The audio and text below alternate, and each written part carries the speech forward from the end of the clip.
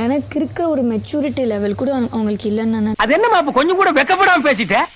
அவங்களுக்கு எந்த அளவுக்கு மெச்சூரிட்டி இருக்குன்றத நம்ம பார்த்துட்டு தான் இருக்கோம் டெய்லி பேஸ்ல. பயங்கரமான மெச்சூரிட்டியான ஆளு. நீ யாரும் ஒவ்வொருத்தரையும் சேலஞ்ச் பண்ணு, ஈவன் யுவர் வைஃப். நீ வந்து ரெடியூஸ் பண்ணி சூப்பரா விளையாடு அப்படின்னு சொல்லி பயங்கரமான ஒரு அட்வைஸ் வந்து கொடுத்தாரு. ஆல்டிட்யூட் டைரக்டா பேசுறதுக்கு முடியாது, பாசிங்ல பேசுவாங்க. டைலர் அங்கிள், இந்த ஸ்கர்ட் மேல நல்லா ஏத்தி எனக்கு தூச்சு தருவீங்களா?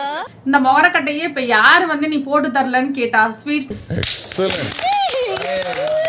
வைக்கிதான் விழணும் விழணும் விழணும் விழணும் விழணும். என்ன ஒரு கேவலமான எண்ணம்.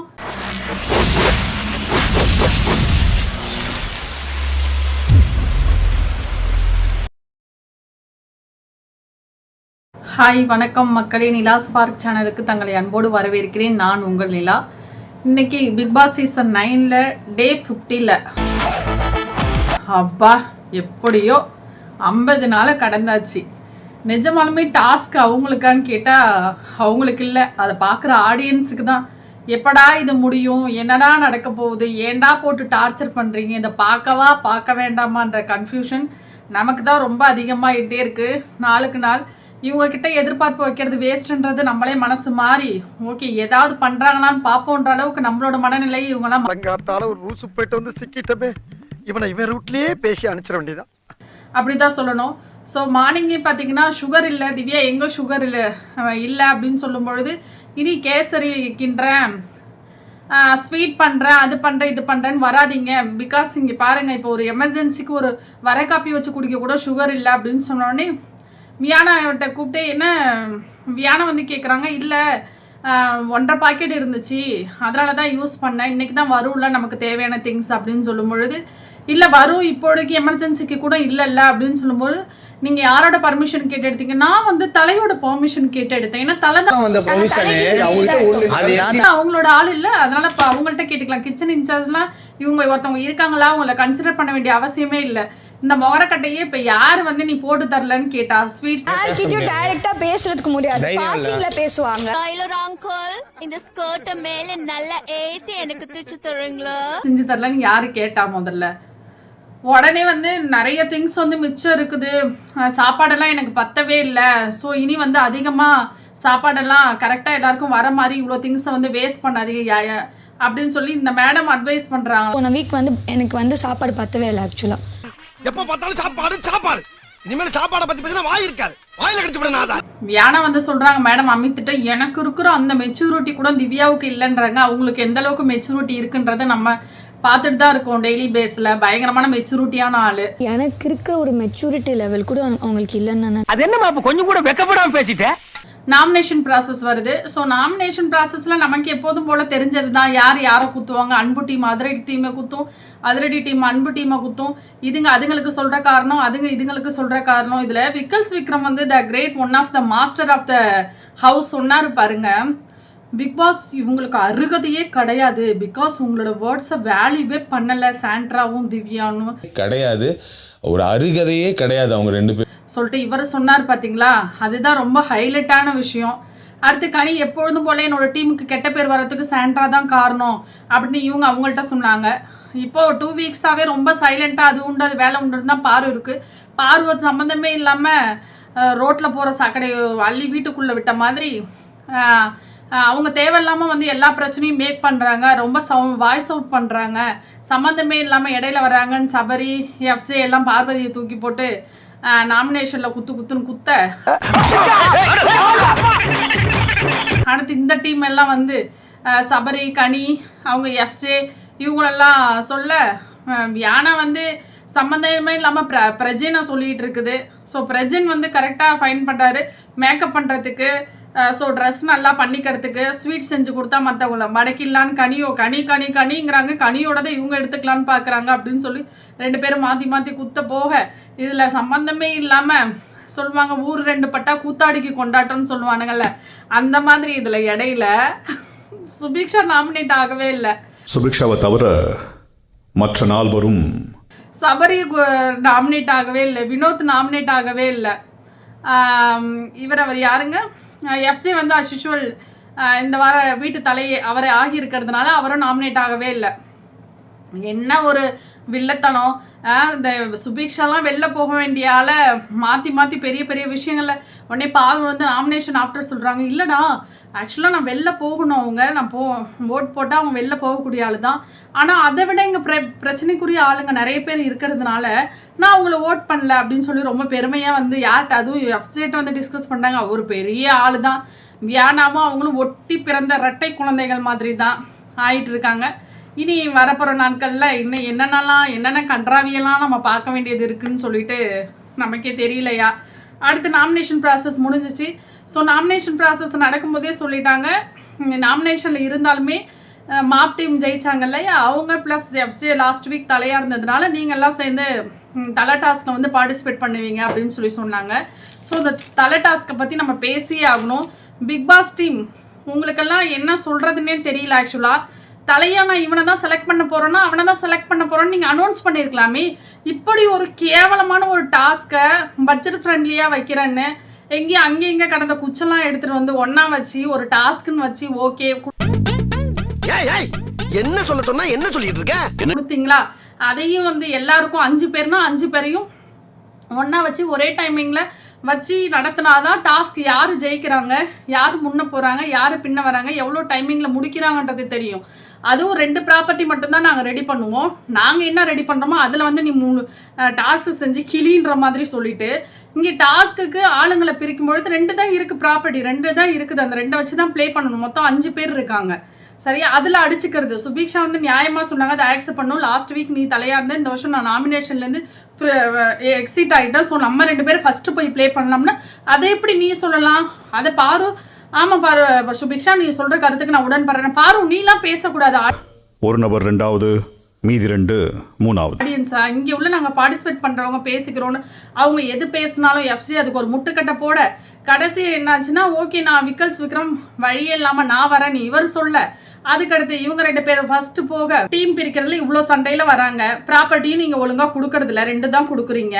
அதுவும் ரொம்ப பட்ஜெட் ஃப்ரெண்ட்லியானது கொடுக்குறீங்க. டைமிங் வந்து அவங்களுக்கும் காட்டலை.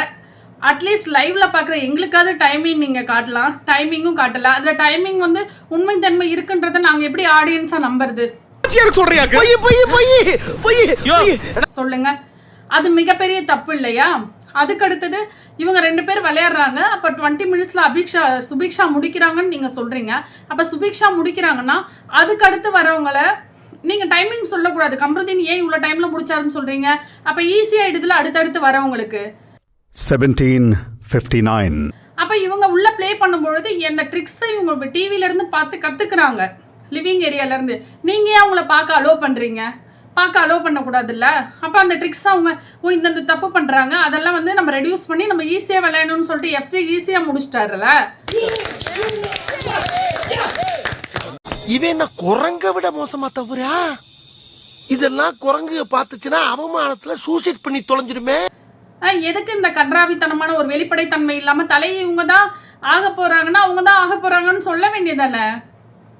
சரி ஓகே நீங்கள் டாஸ்க் நடத்துறீங்க, ஏன் கேப்பு கொடுக்குறீங்க?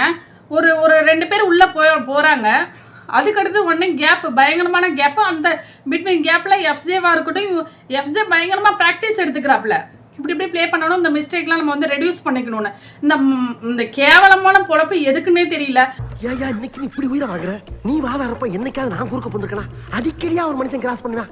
பார்க்குற எங்களை ஆடியன்ஸ் எல்லாம் முட்டாளாக்குறது தான் அந்த டீமோட முக்கியமான ஒரு நோக்கமாக என்னன்னு எனக்கு தெரியல.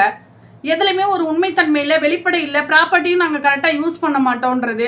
ஏன் 5 பேர் இருக்கனா 5 பேருக்கு கூட ப்ராப்பர்ட்டி யூஸ் பண்ண முடியாத அளவுக்கு நஷ்டத்தில் ஓடிட்டு இருக்கா?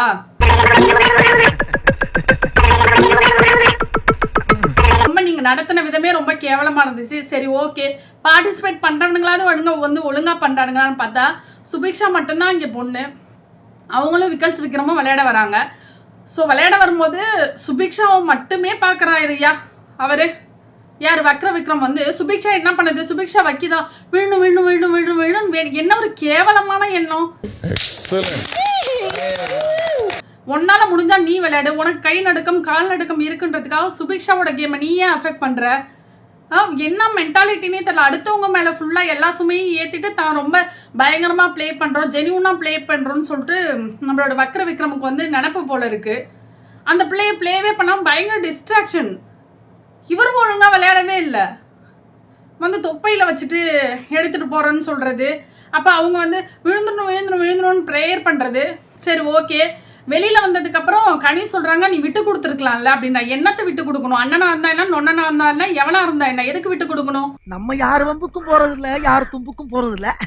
நம்ம உண்டு, நம்ம சோழி உண்டுன்னு போயிடுறது. கனி எப்போதான் திருந்த போகுதுன்னே தெரியல. உடனே வெளியில் வந்தோடனே இவர் சொல்கிறாரு, எனக்கு ரொம்ப ஷேமாக போயிடுச்சு, ஒரு சின்ன பொண்ணுகிட்ட நான் தோத்துட்டேன், என்ன இதில் அசிங்கப்படுறதுக்கு என்ன இருக்குது, உன்னால் கேம் ஒழுங்காக ப்ளே பண்ண முடியல, அதை ஆக்செப்ட் பண்ணி அதை ரெடியூஸ் பண்ணி இனி அந்த தப்பை பண்ணாமல் அடுத்த கேமில் பார்த்துக்கிறது தான்.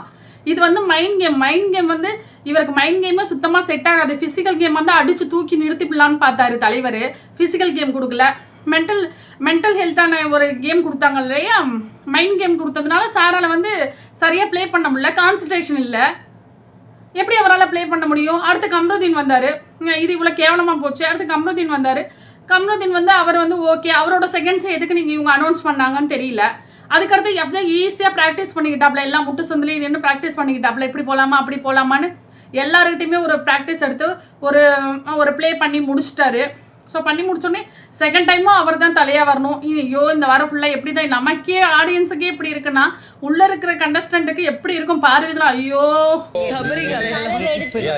தோத்து விட்டான் ஐயா கம்ருதீன் அப்படின்ற மாதிரி. இந்த இவனா ஜெயிச்சுட்டானா, சரி என்ன பண்றது அப்படின்ற மாதிரி தான் போணுச்சு. எஃப்ஜே ஜெயிச்சது கூட பிரச்சனை இல்லையா, அந்த குத்தாலத்தில் இருக்க வேண்டிய ஓனாலெல்லாம் பிடிச்சி பிக் பாஸ் ஸ்கூல்ல போட்ட மாதிரி இதுக்கும் தாவி ஒன்று பண்ணா பார்த்தீங்களா? ஐயோ வந்துச்சு அப்படியே எடுத்து அப்படி இருந்துச்சு, அவ்வளோ கோவம் வந்துச்சு.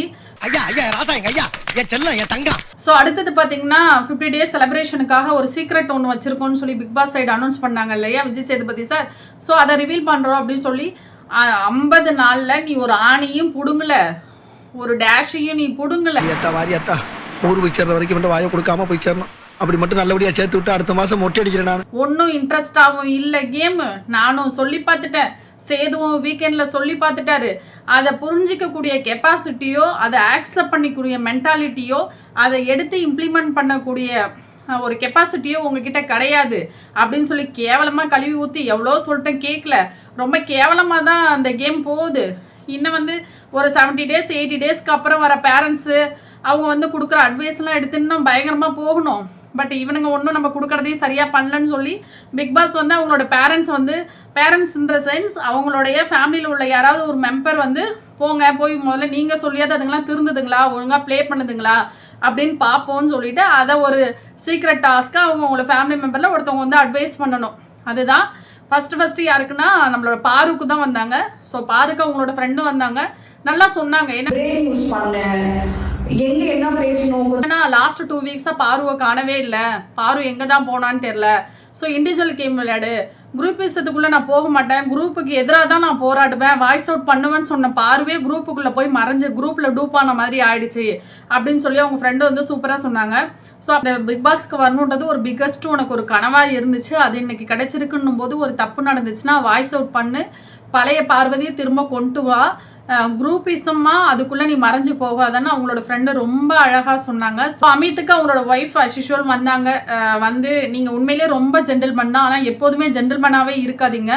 ஒரு குரூப்புக்குள்ளே ஒருத்தவங்க பேசுகிறாங்க, 1 to 1 உங்ககிட்ட வந்து ஒரு விஷயத்த வந்து கேட்குறாங்க, டிஸ்கஸ் பண்ணுறாங்க, ஆனால் அது குரூப்புக்குள்ளே போகும்போது அவங்களோட உண்மையான ஃபேஸை காட்டுறாங்கன்னா அதை நீங்கள் புரிஞ்சுக்கிட்டு வெளில வரணும். திரும்ப அவங்க கூடயே போயிட்டு டாக் வச்சுக்கிறதோ இல்லை தேவையில்லாமல் ஒன்று பண்ணுறதோ இருக்கக்கூடாது. ஸோ உங்களுக்கு ஒரு விஷயம் தோணுச்சுன்னா அதை எக்ஸாக்டாக கரெக்டாக வேர்ட் போட்டு கரெக்டாக எக்ஸ்பிளைன் பண்ணுங்கள். நீங்கள் எக்ஸ்பிளைன் பண்ண லேட் ஆகும்பொழுது இவர்கிட்ட எந்த வார்த்தையும் சொல்கிறதுக்கு இல்லை அப்படின்ற பொழுது அவங்க வேறு இடத்துக்கு மாறி போயிடுறாங்க. ஸோ உங்களோட சாங்ஸை நாங்களாம் ரசிக்கிற மாதிரி உங்களோட விவாதத்தையும் நாங்கள் ரசிக்கணும், சீக்கிரமாக வெளில வாங்க, கம்அவுட் ஆகி வெளில வாங்க அப்படின்னு சொல்லி அவங்க ஒய்ஃப் ரொம்ப அருமையா அழகா சொன்னாங்க. வாய்ஸ் வந்து பாடல்கள்ல நாங்க எவ்வளவுக்கு எவ்வளவு ரசிக்கிறோமோ. அடுத்து அரோராவுக்கு அவங்களோட ஃப்ரெண்டு வந்தாங்க.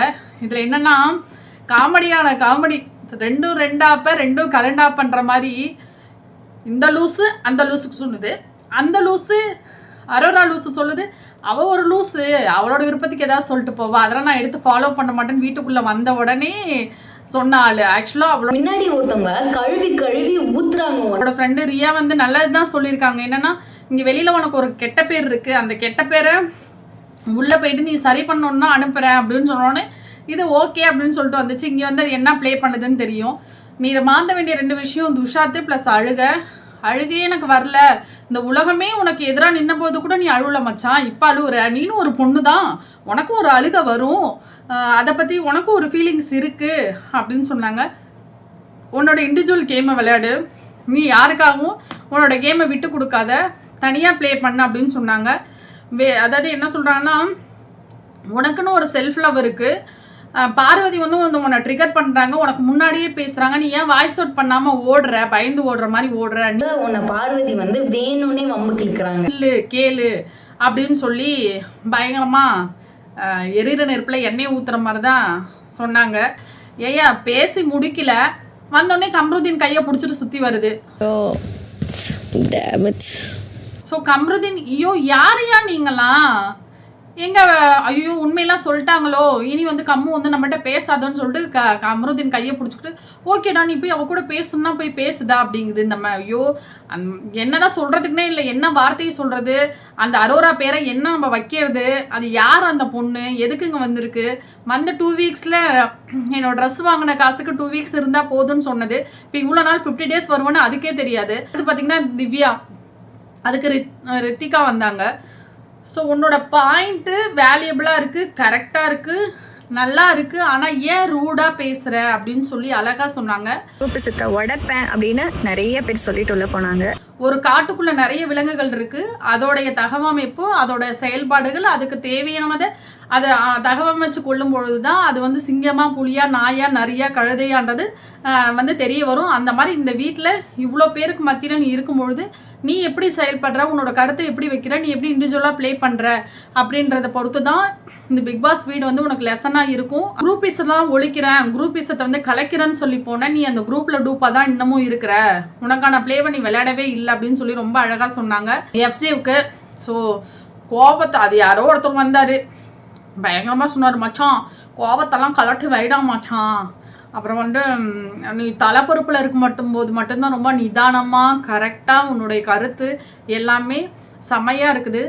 தலைன்னு ஒருத்தவன் இல்லை, இண்டிவிஜுவலாக ப்ளே பண்ணும்போது ரொம்ப கோவப்படுற, ரொம்ப ஸ்பீடாக இருக்க, ரொம்ப ஆக்ரோஷமாக இருக்க. ஸோ இந்த வாய்ப்பு ஒரு மிகப்பெரிய உனக்கு ஒரு வாய்ப்பு, அதை கரெக்டாக பயன்படுத்து. ஸோ இந்த பிக் பாஸ் வீட்டில் வைப்பை பயங்கரமாக ஏற்படுத்துகிற அந்த வைப்புக்குள்ளே ஒரு ஆளாக எஃப்ஜே இருக்கிற எல்லா இடத்துலையும் எல்லா நேரத்துலையும். இவ்வளோ சொன்னியே, அந்த வியானா கொஞ்சம் சொல்லியிருக்கலாம்ல, கொஞ்சம் நல்லா இருந்திருக்கும், அதை சொல்லலை.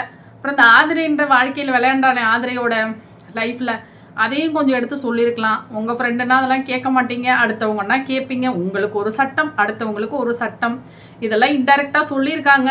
பட் அவங்க எப்படி அதுக்கு எடுத்து ஆடுறாங்கன்றத கண்டிப்பாக பார்ப்போம். அடுத்து கம்ருதீனுக்கு இந்த ஷபானாவோட ஹஸ்பண்ட் வந்திருந்தாரு. ஸோ ப்ரௌட் ஆஃப் யூ மச்சான், ரொம்ப சந்தோஷம். அதுக்கப்புறம் பார்த்திங்கன்னா ஸ்டார்டிங்கில் ரொம்ப எக்ஸ்ட்ரீமாக கோவப்பட்டுட்டு இருந்தால் அது நல்லாவே இல்லை. பட் அதெல்லாம் விட்டுட்டு நீ இப்போ கம் அவுட் ஆகி வெளியில் வந்துட்ட, இப்போ கேம் சூப்பராக இருக்குது. நீ ஒன்றுங்க ரேஷன் கார்டு வாங்குறதுக்கு வரல, கேவலமாக கழுவி ஊற்றுனாப்ல நிற்கிறதுக்கு அவ்வளோ பொட்டென்ஷியல்ஸும் உங்ககிட்ட இருக்கு.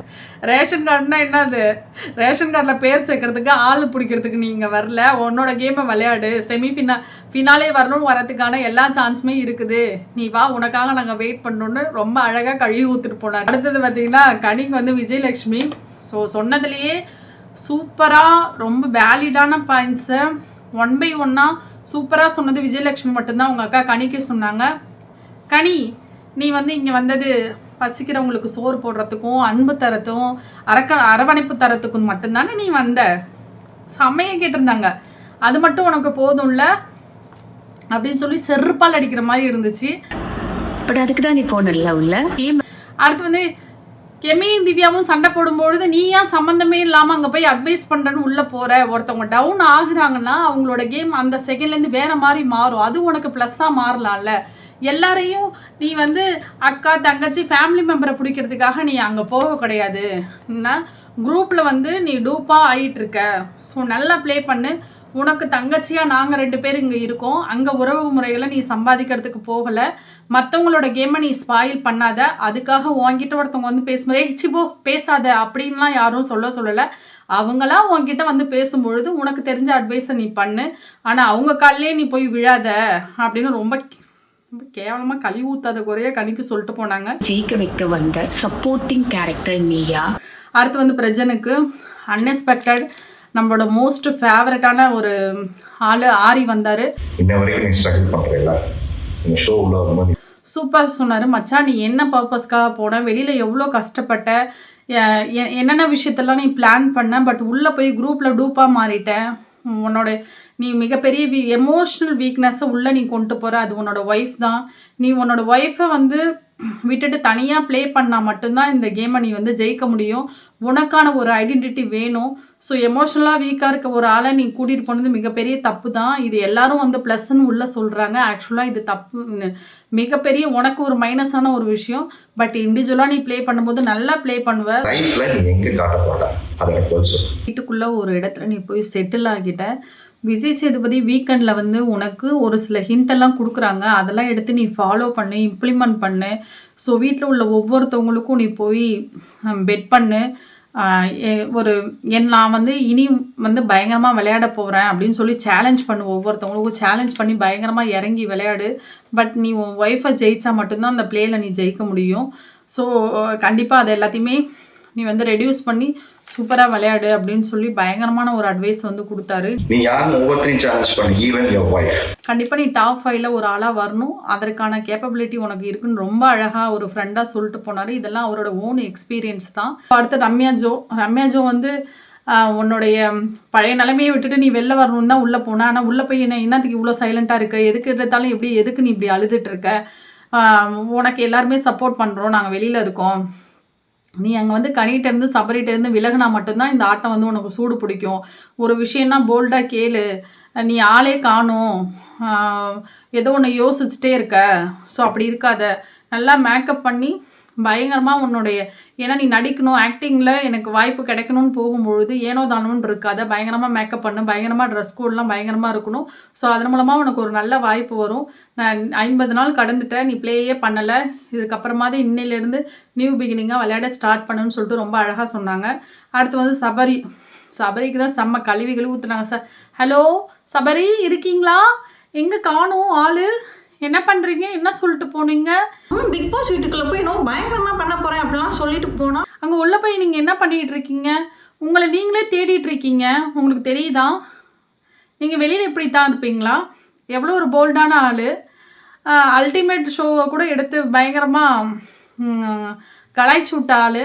ஆனால் உள்ளே போயிட்டு ஏன் இவ்வளோ சைலண்ட்டாக இப்படி யோசிக்கிற, உனக்குன்னு ஒரு கேங்கை ஃபார்ம் பண்ணிட்டு போய் செட்டில்டாக உக்காந்துட்ட, உனக்கு என்ன பிரச்சனை, உனக்கு உரிய உறவுகள் எல்லாம் வெளியில் இருக்கிறாங்க. ஸோ உள்ளே நீ எந்த உறவையும் புதுசாக தேடிட்டு டைம் வேஸ்ட் பண்ணாத, ஓடு, பேசு, போல்டாக இரு, எந்த ஒரு விஷயத்தையும் ஸ்ட்ரைட்டான இன்னும் ஃபேஸ் பண்ணு. ஸோ ஒரு சிலவங்களை விட்டுட்டு வெளில வந்து குரூப் பேசத்தெல்லாம் விட்டுட்டு வெளில வந்து உனக்கான இண்டிவிஜுவல் பிளேவை விளையாடு. அடுத்து சாண்ட்ராவுக்கு அவங்களோட ஃப்ரெண்டு வந்தாங்க. ஸோ உன்னோட கேம் வந்து ரொம்ப ஒஸ்ட்டாக இருக்குது. அவ்வளோக்கு நீ வந்து ஒரு டாஸ்க்கை ப்ளே பண்ணி, சீக்ரெட் டாஸ்க்கை நீ ப்ளே பண்ணி, என்ன ரீசனுக்காக, நீ என்ன காரணத்துக்காக உன்னோட ஹஸ்பண்டுக்கு கொடுத்த, நீங்கள் உள்ளே போகும்போது என்ன சொன்னீங்க, இண்டிவிஜுவல் பிளேன்னு சொன்னீங்க. ஆனால் இண்டிவிஜுவல் பிளே உன் ஹஸ்பண்டை நீ விளையாடவே விடுறது கிடையாது. ஸோ அவனோட பிளேவும் சேர்ந்து நீ கெடுக்காத, இண்டிவிஜுவலாக ப்ளே பண்ணு. குரூப் பேசத்துக்குள்ளே மாட்டி இங்கே யாரு கூட சேர மாட்டேன், யாரு கூட எனக்கு வேண்டாம், நான் அவங்கள போய் முடிச்சு கட்டுறேன், குரூப்பிசமே இருக்கக்கூடாது, பினாயில் போட்டு கழுவுறேன், அது பண்ணுறேன் இது பண்ணுறேன்னு போய் அதுக்குள்ளேயே நீங்கள் மூழ்கி கிடக்கிற, அதை விட்டு நீ வெளியில் வா. ஸோ இல்லை அவரை விளையாட விடு அப்படின்னு சொல்லி ரொம்ப அழகாக அட்வைஸ் பண்ணாங்க அவங்களோட ஃப்ரெண்ட். பிரஜினோட ஆட்டத்தையும் நீங்கள் ஆடுறீங்க பார்ப்போம். அடுத்து வந்து சுபிக்ஷா வந்து செம்மையாக சொன்னாங்க. ஸோ இங்கே வந்து கேம் ப்ளே பண்ணுறது ப்ளஸ் உன்னுடைய டாஸ்க் விளையாடுறது, இது மட்டும் இன்னொன்று ஆர்கியூ பண்ணுறது, இது மட்டும் கிடையாது. அதை கடந்து உன்னோட பர்சனாலிட்டி வெளில வரணும், உன்னோட பர்சனல் கேரக்டர் வெளில வரணும். இது எல்லாம் முடிச்சதுக்கப்புறம் கம்ருதீன் வந்து பேசுகிறாங்க, எல்லாரும் வெளில வந்து என்ன சொல்லுதுங்க அப்படின்னா, நான் அப்படியே ஃப்ரீஸ் ஆகிட்டேன், எனக்கு அப்படியே ஷாக் ஆகிட்டேன், ஃபஸ்ட்டு 2 நிமிஷம் என்ன பேசுனாங்கன்னே தெரில. எல்லாருமே பேசுகிறதே 2 நிமிஷம் தான், அதை கூட யாருமே கேட்காம அவங்கள பார்த்து அந்த சந்தோஷத்தில் என்ன சொன்னாங்கன்னு எனக்கு உள்ளே போகல, காதில் போகலை, மைண்டுக்கு போகலை, நான் அவங்களே பார்த்துட்டு இருந்தேன் அப்படின்னு சொல்லி எல்லாம் வந்து ஷேர் பண்ணிகிட்டு இருக்குதுங்க. ஐயோ ஒன்றும் சொல்கிறதுக்கே இல்லை. நிக்கல்ஸ் விக்ரம்க்கு அடுத்தது வந்தாங்க. பயங்கரமாக அவரோட ஃப்ரெண்டு வந்தவங்க பயங்கரமாக எஃபெக்டிவாக விளையாடுறாராமா, தெரிஞ்சுக்கோங்க, பயங்கர எஃபெக்டிவாக விளையாடுறாரு, ரொம்ப ஆக்டிவாக இருக்காரு. அவர் என்ன நினச்சி உள்ளே வந்தாரோ அந்த என்டர்டெயினை புதுசாக க்ரியேட் பண்ணி எல்லாருக்கும் மக்களை வந்து சந்தோஷப்படுத்தணும்னு சொல்லி நியூவாக இன்னோவேட்டிவாக க்ரியேட் பண்ணுறாராம். இதெல்லாம் அவர் ஃப்ரெண்டு சொல்லி தான் நமக்கே தெரியும். அவன் ஏற்கனவே எங்கள் காலில் சக்கரத்தை கட்டி ஆடிட்டு இருக்காரு விக்ரம். அதை வந்து இங்கே எரியிற நெருப்பில் எண்ணெய் ஊற்றுற மாதிரி திரிய போட்டு விட்ட மாதிரி தான் இருந்துச்சு ஆக்சுவலாக. அடுத்து வினோத்தை வந்து கேமே ஆடலைன்றது தெரியும். இவர் யாருங்க திவாகர் போனதுக்கப்புறம் சார் எங்கே போனாருன்னே தெரியல, தேடிட்டு தான் இருக்கிறோம். அவர் ஏதோ பாட்டு மேக் பண்ணுறாராம். அவங்க ஃபேமிலியிலேருந்து வந்து பாட்டை நிறைய எழுது, பாட்டு நிறையா பாடு அப்படின்னுட்டு இருந்தாங்க. வியானாவில் வந்து அவங்களோட ஃப்ரெண்டை தான் வந்திருந்தார் ஆக்சுவலாக. நம்மளோட பிபி ஹவுஸ்மேட் தான், லாஸ்ட்டு கண்டஸ்டன்ட் தான். ஸோ அவர் வந்து சொன்னார், ரொம்ப க்யூட்னஸ் ஓவர்லோட் பண்ணாத, உள்ள வந்து சில க்யூட்னஸ்லாம் மட்டும் கொஞ்சம் கம்மி பண்ணிட்டீங்கன்னா, எப்போ பார்த்தாலும் மேக்கப் பண்ணிக்கிட்டே இருக்காத, அப்புறமேல் நல்லா விளையாடு. 3 வீக்ஸாக பயங்கரமாக ப்ளே பண்ணிகிட்டு இருந்தேன். இப்போ லாஸ்ட்டு 3 வீக்ஸாக ஆள் எங்கே தான் போனேன்னே தெரியல. ஏன்னா அவங்க தான் அப்புறம் அதை ஒரு காதல் வளையத்துக்குள் மாட்டிக்கிட்டு வியானா அமர்ந்திருக்கிறார். அதனால் அவருக்கு எதுவுமே தெரியாது. ஓவர் க்யூட்னஸ் எப்பொழுது வெளிப்படுத்த வேண்டும் என்று தெரியாமலே வெளிப்படுத்துவார். அப்போ வந்தவங்க எல்லாம் சொன்னது எல்லாம் கரெக்டு. பட் இதெல்லாம் இவங்களுக்குள்ளே போச்சா, இவங்க எடுத்து ஃபாலோ பண்ணுவாங்களான்னு கேட்டால் வாய்ப்பே இல்லை. ஏன்னா அங்கே போய் நான் ஃப்ரீஸ் ஆகிட்டேன், நான் ரொம்ப ஷாக் ஆகிட்டேன், அன்எக்ஸ்பெக்டட் பாசத்தில் உருகிட்டேன்.